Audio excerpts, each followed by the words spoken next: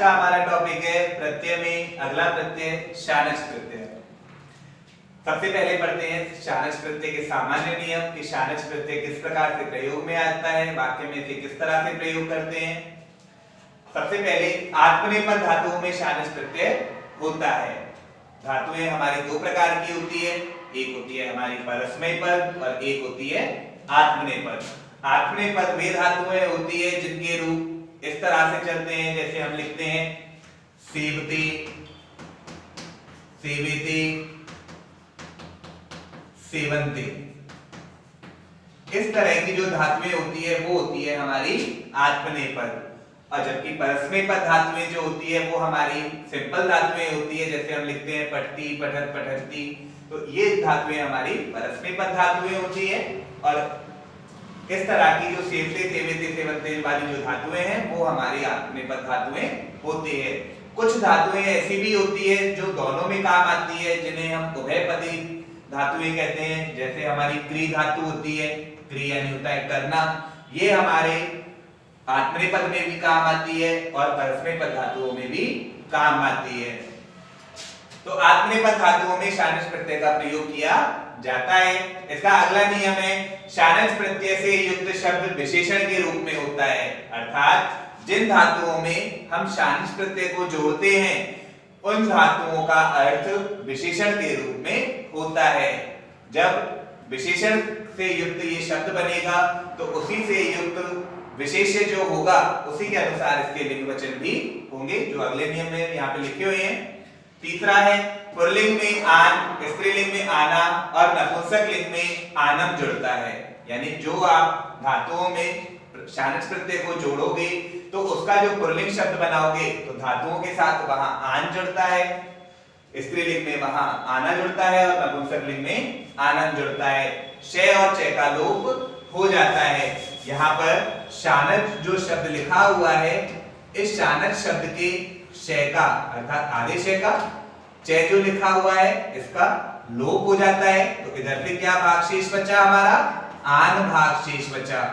यहाँ पर जो शब्द हमारा बचा वो क्या बचा, आन बचा। तो इसी के अनुसार मैंने आपको यहाँ बताया था कि पुल्लिंग में यहाँ पर आन जुड़ता है, स्त्रीलिंग में आन के स्थान पर आना हो जाता है और नपुंसक लिंग में आनम हो जाता है। ये किसके अनुसार हुए, कौन सी धातु, कौन से शब्द रूप के अनुसार इनके रूप चले, वो अगले नियम में लिखा भी हुआ है। अगला नियम है हमारा प्रत्यय से पूर्व धातु में मुख का मैं लगाया जाता है।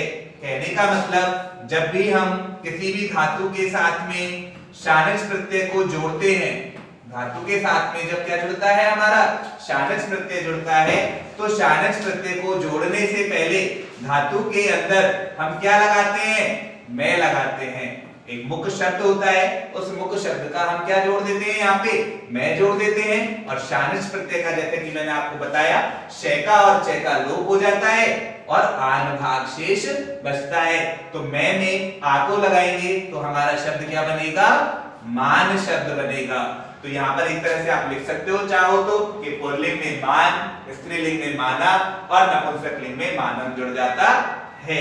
लेकिन मैं का जुड़ना यहाँ क्या है, कंपलसरी है। आगे अगला नियम शानच प्रत्यय के अंत के जो शब्द हैं उनके लिंग वचन विभक्ति विशेष्य के अनुसार चलते हैं। जैसा कि मैंने आपको यहाँ सेकंड नियम में बताया था कि शानच प्रत्यय से युक्त शब्द विशेषण के रूप में होता है। अब विशेषण के रूप में हम प्रयोग करके एक शब्द तो बना लेंगे, लेकिन जो उसके लिंग वचन और विभक्ति होंगे वो उसके साथ में आए हुए विशेष्य के अनुसार होंगे। तो इस तरह से शानच प्रत्यांत जो शब्द हैं उनके लिंग वचन और विभक्ति विशेष्य के अनुसार चलते हैं। जब हम इसके वाक्य बनाएंगे तब वहां पर आप इसे अच्छे से समझ सकते हैं। अगला नियम है इसके रूप पुल्लिंग में राम, स्त्रीलिंग में लता और नपुंसक लिंग में फल के समान चलते हैं। जैसे कि राम का पुल्लिंग में एक वचन राम है होता है तो आन का वहां पर क्या हो जाएगा, आन है हो जाएगा।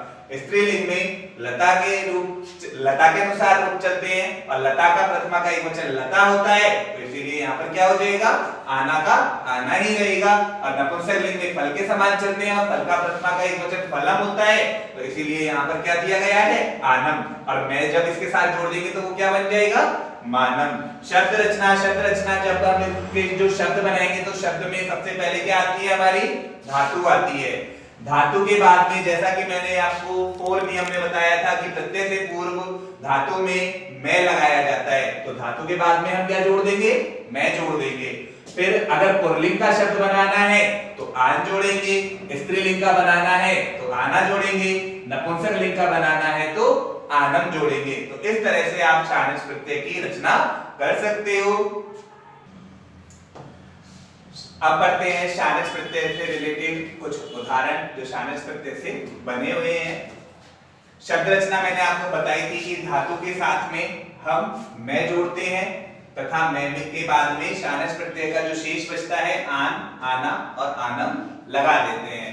आन बचता है पुल्लिंग के लिए, आना हो जाता है स्त्रीलिंग के लिए और आनम हो जाता है नपुंसक लिंग के लिए। जैसा कि मैंने आपको बताया कि पुल्लिंग में रूप चलते हैं आपके राम के समान, स्त्रीलिंग में चलते हैं लता के समान और नपुंसक लिंग में चलते हैं फल के समान।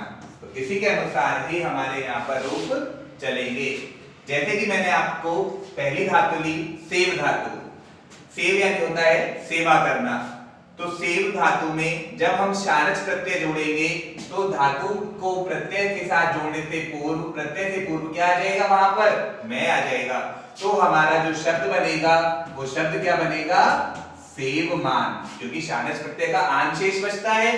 तो यहाँ पर पूरा शब्द हमारा क्या बना, सेवमान बना, क्योंकि मैं धातु के बाद में जोड़ते हैं, प्रत्यय से पूर्व में लगाते हैं। तो सेव में जब हम शानच शब्द जोड़ेंगे, शानच प्रत्यय जोड़ेंगे तो वहां पर शब्द क्या बनेगा, सेवमान बनेगा। आगे जब हम सेवमान का प्रयोग राम के अनुसार पुल्लिंग में करेंगे, जब सेवमान शब्द का प्रयोग राम के अनुसार पुल्लिंग में करेंगे तो राम का होता है राम है, तो सेवमान का क्या हो जाएगा, सेवमान है। राम का प्रथमा का एक वचन राम है होता है, तो सेवमान का प्रथमा का एक वचन क्या हो जाएगा, सेवमान है। यहाँ पर जितने भी शब्द लिखे हुए हैं वो सारे प्रथमा के एक वचन के ही लिए लिखे गए हैं। आपको यदि राम के, लता के और फल के शब्द रूप आते हैं तो आप इनके सभी के शब्द रूप आगे बना सकते हो। ठीक, अब सेवमान का प्रयोग यदि हम स्त्रीलिंग में लता के अनुसार करते हैं, सेवमान का प्रयोग लता के अनुसार अगर स्त्रीलिंग में करेंगे तो हमारा जो शब्द है वो क्या बनेगा, सेवमाना। जैसे लता का प्रथमा का एक वचन लता ही रहता है तो सेवमान को स्त्रीलिंग में बदलेंगे, तो स्त्रीलिंग शब्द इसका सेवमाना होता है। अब सेवमाना के रूप जब लता के अनुसार लिखेंगे तो यहाँ पर क्या हो जाएगा, सेवमाना। फल के अनुसार लिखेंगे यदि सेवमान शब्द को तो फल का फलम होता है, तो सेवमान का क्या हो जाएगा, सेवमानम। तो इस तरह से ये जो शब्द लिखे हुए हैं वो शब्द रूप के अनुसार लिखे गए हैं। लब यानी होता है प्राप्त करना। तो लब धातु में जब हम शानच प्रत्यय को जोड़ेंगे तो शब्द हमारा क्या बनेगा, लभमाने। मैं तो बताने की जरूरत ही नहीं है क्योंकि ये प्रत्यय से पूर्व में लगता है। तो लब प्लस शानच बराबर क्या बनेगा, राम के अनुसार पुल्लिंग में लभमाने, स्त्रीलिंग में लता के अनुसार क्या हो जाएगा, लभमाना, और नपुंसक लिंग में फल के अनुसार क्या हो जाएगा, लभमानम। आगे तीसरा कंप धातु। कंप धातु के साथ में जब हम शानच प्रत्यय का प्रयोग करेंगे तो शब्द हमारा क्या बनेगा, कंपमान है। स्त्रीलिंग में क्या हो जाएगा, कंपमाना, और नपुंसक लिंग में क्या हो जाएगा, कंपमानम। आगे अब बात करते हैं वृद्ध धातु की। वृद्ध यानी होता है बढ़ना। वृद्ध यानी क्या होता है, बढ़ना। मैंने यहाँ पर एक हैश जैसा सिंबल बनाया हुआ है, अर्थात ये इंपॉर्टेंट भी है, यहाँ ये ध्यान देने योग्य भी है कि वृद्ध, यहाँ पर आप इसे इस तरह से अच्छे से समझ सकते हैं। वृद्ध में यहाँ पर री की मात्रा दी गई है। वृद्ध में यहाँ पर कितनी मात्रा दी गई है, री की मात्रा। अगर आप मेरी पिछली वीडियो को देखोगे तो उसमें मैंने आपको गुण संधि पढ़ाई हुई है, जहां पर गुण संधि में री के स्थान पर क्या हो जाता है, अर हो जाता है। ए प्लस या फिर आ प्लस री का जब हम प्रयोग करते हैं तो वहां पर क्या हो जाता है, अर हो जाता है। तो यहाँ पर भी जो गुण संधि का नियम है वो लग जाएगा। तो वृद्ध के स्थान पर हमारा शब्द क्या हो जाएगा, वर्ध, अर्थात री के स्थान पर वहां पर क्या हो जाएगा, अर हो जाएगा। तो इस तरह से जब आप वृद्ध धातु में शानच प्रत्यय को जोड़ोगे तो शब्द हमारा पुल्लिंग में क्या बन जाएगा, वर्धमान है, अर्थात बढ़ते हुए। वर्धमाना अर्थात बढ़ती हुई, क्योंकि स्त्रीलिंग के लिए है, और नपुंसकलिंग में यही शब्द क्या बन जाएगा, वर्धमानम। आगे मुद धातु।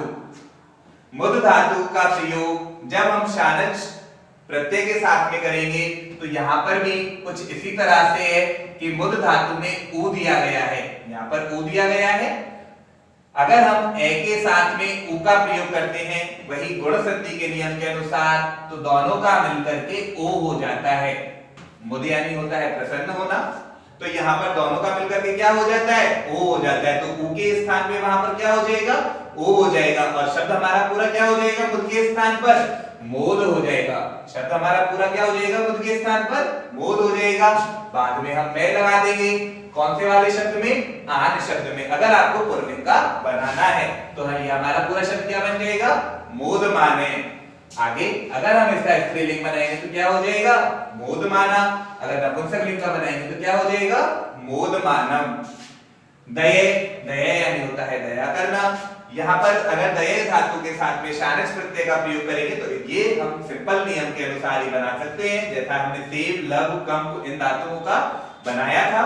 तो लब धातु के दये धातु में जब हम शानच प्रत्यय को जोड़ेंगे तो हमारा शब्द क्या बनेगा, दयमाने है।